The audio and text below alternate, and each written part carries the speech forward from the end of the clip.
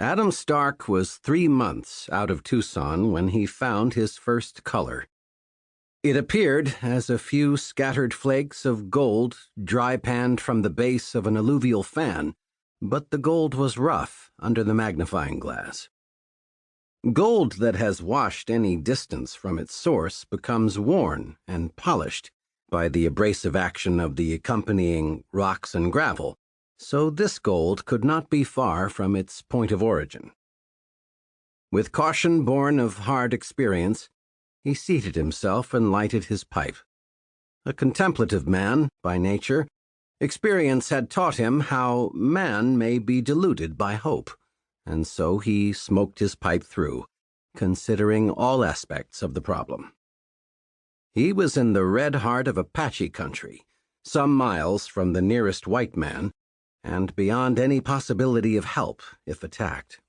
He was 44 years old, with a Mexican wife and an unmarried sister, and both were in camp close by.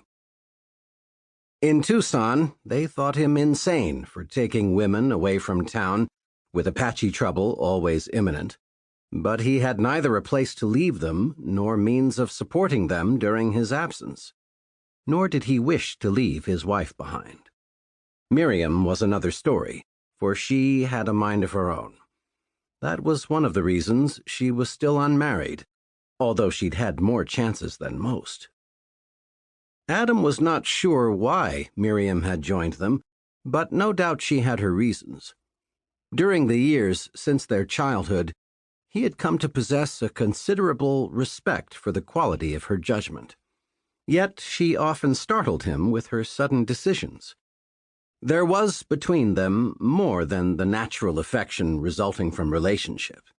They were good friends, also, each appreciating the qualities of the other. The gold he panned had been taken from a spot on that alluvial fan which left small doubt that the source lay higher up the mountain, for there was no other way the gold could have reached the place where he had discovered it. 2 further pans taken from higher up the fan confirmed his belief, convincing him that if he could not find the lode from which this gold had flaked off, he could make a stake placering the debris from the fan itself. Yet every moment they were in danger, and if discovered by Apaches, they would surely be killed.